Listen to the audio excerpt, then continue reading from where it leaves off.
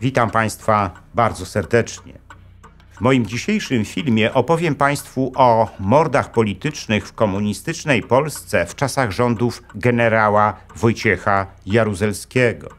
Dowiecie się, kto był ich ofiarą i kto ich dokonywał. Te zbrodnie nie zostały osądzone i już nie zostaną. Zapewne też zostaną zapomniane. I dlatego właśnie powinniśmy się o nich dowiedzieć. A złotymi patronami kanału są pan Andrzej Maciejewski z Alaski oraz kancelaria prawnicza Macieja Ordona w Chicago.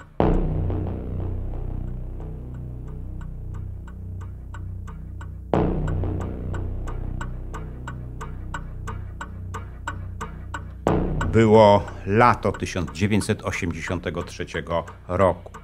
W poufnej rozmowie z generałem Kiszczakiem Jaruzelski rzucił słowa: zrób coś, żeby przestał wreszcie szczekać. Te słowa dotyczyły księdza Jerzego Popiełuszki, wikariusza parafii świętego Stanisława Kostki na warszawskim Żoliborzu, który kilka dni wcześniej wygłosił kolejne kazanie zawierające w sobie śmiercionośny dla władz ładunek prawdy. Kiszczak dobrze rozumiał ten język i nie musiał już o nic dopytywać. Wiedział, że jest to polecenie służbowe, które w istocie oznacza zgodę na wszelkie możliwe działania wobec księdza. A to oznaczało, że ksiądz może stać się kolejną ofiarą podległej Kiszczakowi Służby Bezpieczeństwa. Za śmiercią księdza Popiełuszki i wieloma innymi tajemniczymi zgonami księży i opozycjonistów stały szwadrony śmierci. Głęboko zakonspirowane komórki Służby Bezpieczeństwa, gotowe zlikwidować każdego wroga komunistycznego systemu. W ten właśnie sposób w rządzonej przez Jaruzelskiego Polsce dochodziło do politycznych zbrodni, za które Jaruzelski nigdy nie odpowiedział.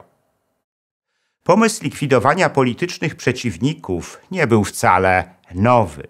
Już w pierwszych latach rządów komunistów funkcjonariusze Urzędów Bezpieczeństwa stosowali takie metody, ale nie było jeszcze wtedy w resorcie spraw wewnętrznych wyspecjalizowanych komórek, które by się tym zajmowały. Dopiero w końcu lat 60. zaczęto poważnie myśleć o ich utworzeniu. W rezultacie tego 9 listopada 1973 roku w ramach Departamentu IV MSW powstała Grupa D. Głęboko zakonspirowana komórka, która miała swoje oddziały terenowe. Miała ona zajmować się dezintegracją polskiego kościoła.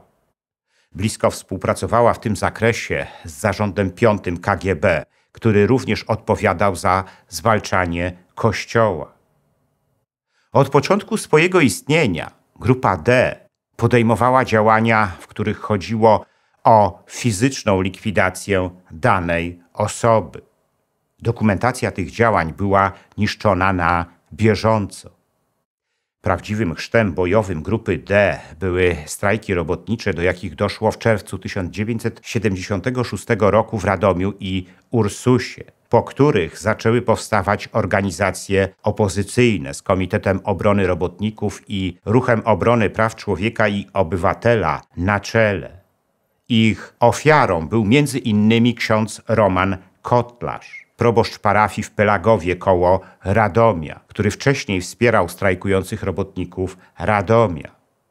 Kotlarza wielokrotnie pobito, a potem doprowadzono do nerwowego załamania i śmierci, która nastąpiła 17 sierpnia 1976 roku. Kolejnym takim działaniem killerów z Grupy D było zamordowanie 7 maja 1977 roku w Krakowie studenta polonistyki Uniwersytetu Jagiellońskiego Stanisława Pyjasa. Do wykonania tego zadania wynajęto byłego boksera Krakowi Mariana Węclewicza, człowieka z ówczesnego krakowskiego półświadka, który śmiertelnie pobił Pyjasa, a następnie zrzucił go ze schodu. W lipcu 1977 roku zamordowano również kolegę Pyjasa, Staszka Pietraszkę, którego zwłoki odnaleziono w Zalewie Solińskim ze śladami ciężkiego pobicia. Jego śmierć była karą za sporządzenie przez niego portretu pamięciowego zabójcy Pyjasa.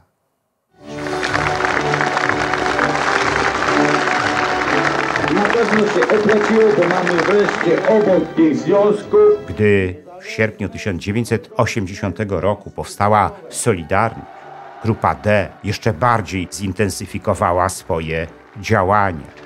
Ale wtedy miała już do czynienia nie z grupami opozycji, ale z prawie 10-milionowym wolnym związkiem zawodowym, wspieranym przez Kościół. Skrytobójcze, brutalne pobicia, usiłowania zabójstw czy próby otrucia zdarzały się wówczas coraz częściej. Tak było między innymi w październiku 1981 roku podczas spotkania Anny Walentynowicz z robotnikami Radomia, gdy dwaj funkcjonariusze z grupy D podjęli próbę jej otrucia za pomocą leku powodującego śmiertelne odwodnienie organizmu. Anna Walentynowicz została uznana za najbardziej radykalną działaczkę Solidarności. Zdołała jednak przeżyć zamach na swoje życie. Rada Państwa w zgodzie z postanowieniami Konstytucji wprowadziła dziś o północy stan wojenny. Gdy ekipa generała Wojciecha Jaruzelskiego wprowadziła w Polsce stan wojenny, postanowiła uderzyć w Kościół, który wspierał wówczas działaczy zdelegalizowanej Solidarności. Grupa kapitana Grzegorza Piotrowskiego stała się wówczas wiodącą grupą w organizowaniu tego typu działań. Były one zresztą bardzo często dublowane przez działania podobnych grup z kontrwywiadu Wojskowej Służby Wewnętrznej. Tak było również w sprawie księdza Jerzego Popiełuszki, kapelana Solidarności, uprowadzonego i zamordowanego w październiku 1984 roku. O tym mordzie szczegółowo opowiadałem już Państwu wraz z prokuratorem Andrzejem Witkowskim w jednym z moich poprzednich filmów. Zanim jednak ta zbrodnia wstrząsnęła Polską, grupa Piotrowskiego przeprowadziła inną spektakularną akcję. 21 stycznia 1983 roku porwała Janusza Krupskiego, działacza opozycji z Lublina, który został wywieziony do Puszczy Kampinoskiej i tam dotkliwie pobity i oblany płynem żrącym, co spowodowało obrażenia zagrażające jego życiu. Tylko przypadek sprawił, że Krupski nie skończył tak jak ksiądz Popiełuszko. Takich grup jak Grupa Piotrowskiego w ramach pionu D utworzono wówczas kilka. Dowodem ich działalności były kolejne tajemnicze zgony działaczy opozycji i duchownych. Był wśród nich niespełna 17-letni Emil Parchański, uczeń warszawskiego liceum imieniem Mikołaja Reja i działacz opozycji, którego ciało 5 czerwca 1982 roku wyłowiono z Wisły. 2 miesiące wcześniej Parchański został zatrzymany przez Służbę Bezpieczeństwa za kolportaż podziemnych wydawnictw i pobity. Potem jako świadek wystąpił na procesie 2 innych warszawskich opozycjonistów, stwierdzając w czasie swoich zeznań, że ci panowie, kiedy biją, nie przedstawiają się, ale jestem gotów w każdej chwili ich rozpoznać. Jak się okazało, te słowa były dla niego wyrokiem śmierci. Kolejną ofiarą skrytobójców z SB okazał się Jan Samsonowicz, były przewodniczący Solidarności w Gdańskiej Akademii Medycznej i jeden z najbardziej aktywnych działaczy podziemia na Wybrzeżu. Wraz z Piotrem Dykiem Samsonowicz zajmował się dekonspirowaniem tajnych współpracowników w szeregach podziemnej gdańskiej Solidarności. Gdy jego działalność została namierzona znalazł się na celowniku grupy do zadań specjalnych, która operowała na terenie Trójmiasta. Rankiem 30 czerwca 1983 roku jego wiszące na bramie Stoczni Gdańskiej zwłoki odnaleźli stoczniowcy. Ofiarą skrytobójczych zabójców z SB był również Piotr Bartoszcze, działacz rolniczej Solidarności na Kujawach. W kwietniu 1981 roku był jednym z sygnatariuszy tzw. porozumień bydgoskich, w wyniku których zarejestrowano NSZZ Solidarność Rolników Indywidualnych. Bartoszcze został zamordowany w nocy z 7 na 8 lutego 1984 roku, a jego zwłoki ze śladami uduszenia wrzucone zostały do studzienki melioracyjnej. Bartoszcze, pomimo ostrzeżeń, nie porzucił działalności w podziemiu, kontynuując ją z jeszcze większym zaangażowaniem. Takich ofiar w pierwszej połowie lat 80. było znacznie więcej. O niektórych z nich nadal niewiele wiemy. Wszystkie z nich były dziełem grup likwidacyjnych utworzonych w ramach pionu D. Po zamordowaniu księdza Popiełuszki musiały one jednak zmienić działania, które stały się wówczas o wiele lepiej przygotowane i zakonspirowane. Do roli bezpośrednich zabójców dobierano też specjalnych kandydatów. Poszukiwano ich wśród osób uprawiających sztuki walki i mających wysokie kwalifikacje w tym zakresie. Oficjalnie zostawali oni zwykłymi funkcjonariuszami któregoś z pionów MSW, a w rzeczywistości byli członkami owych szwadronów śmierci. Nie wiemy, ilu ich było, ale znamy ich niektóre ofiary. 3 z nich zasługują na szczególną uwagę. Pierwszą z nich był ksiądz Stefan Niedzielak, proboszcz parafii świętego Karola Boromeusza na warszawskich Powązkach. Niedzielak był postacią wyjątkową. Z jego inicjatywy utworzono w parafii sanktuarium poświęcone poległym i pomordowanym na wschodzie. Niedzielak był również kapelanem warszawskiej rodziny katyńskiej i domagał się ujawnienia prawdy o Katyniu. Doprowadził również do wzniesienia na cmentarzu powązkowskim krzyża katyńskiego. Za swoją działalność był szykanowany. Otrzymywał również listy i telefony z pogróżkami. W końcu w nocy z 19 na 20 stycznia 1989 roku zamordowano go na jego plebanii. Sprawca zadał mu 3 precyzyjne ciosy, które spowodowały złamanie kręgosłupa. Drugą z nich był ksiądz Stanisław Suchowolec z parafii Niepokalanego Serca Maryi w Białymstoku na Doilida, który wcześniej był wikariuszem w Suchowoli, rodzinnej wsi księdza Popiełuszki.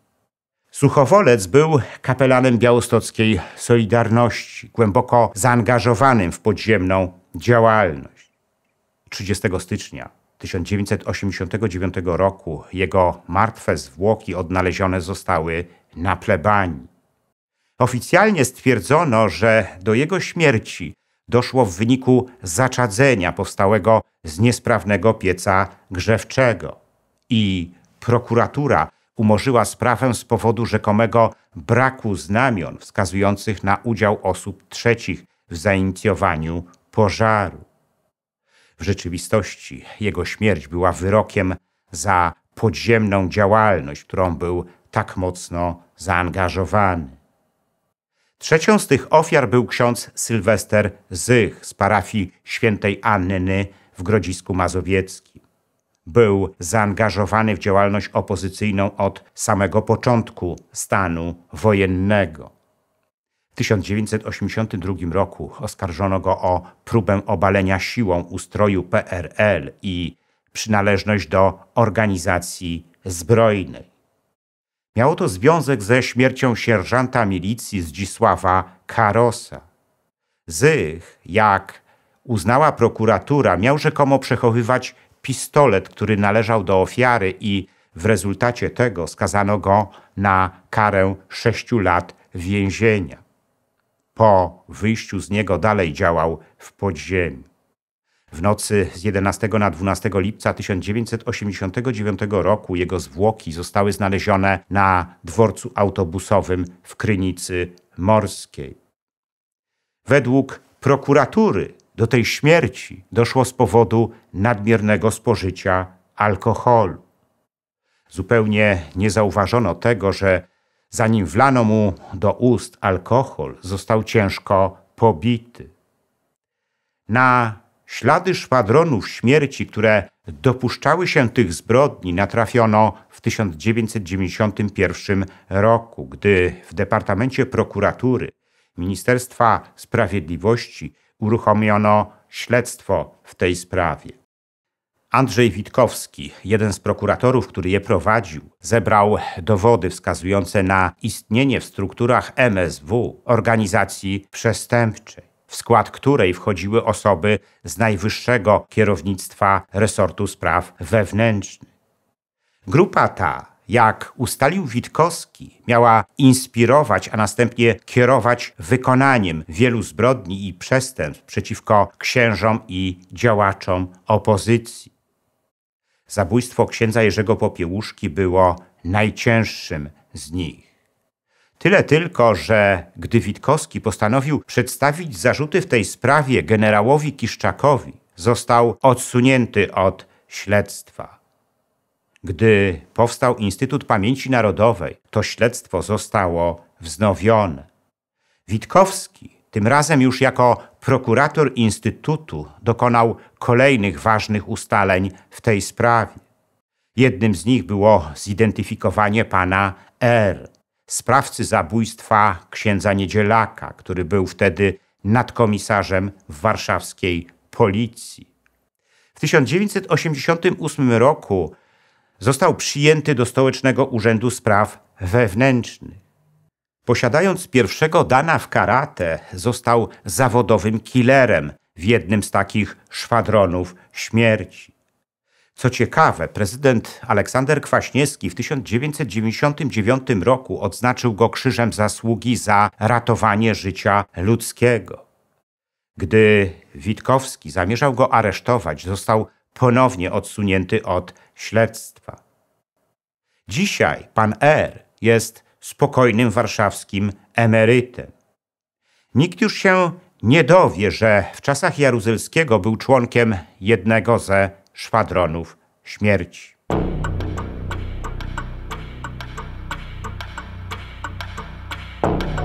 Jest już na rynku książka Daniela Szelonga „Jak przetrwać wojnę atomową”, w której autor przedstawia historię broni jądrowej oraz analizuje różne aspekty możliwości przetrwania człowieka w warunkach wojny atomowej.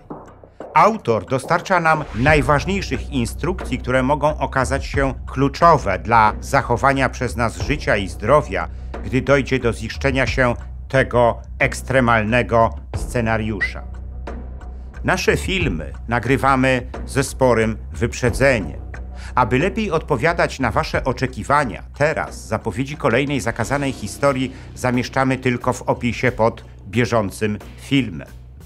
Nam pozwoli to na większą elastyczność w doborze tematów, a państwo otrzymacie, mam taką nadzieję, opowieści historyczne lepiej objaśniające współczesny szalony świat. Bo jak stwierdził Cyceron, historia jest nauczycielką życia.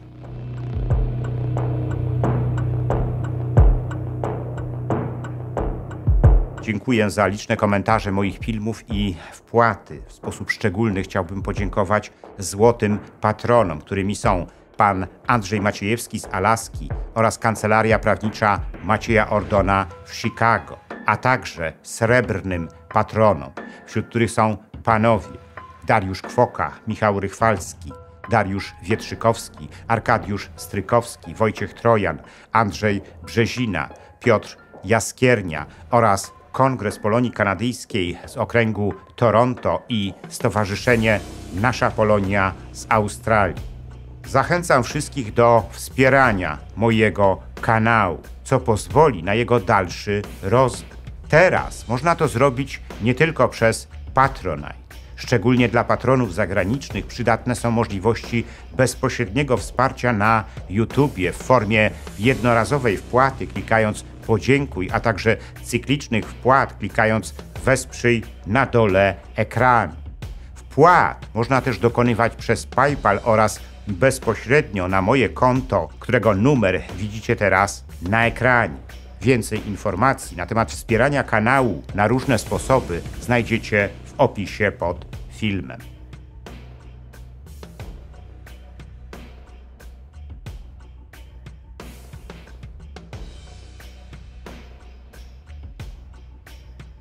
Jeśli podobał się Wam mój film, udostępnijcie go znajomym, dajcie łapkę w górę, kliknijcie subskrybuj, a także wesprzyjcie mój kanał, za co z góry dziękuję.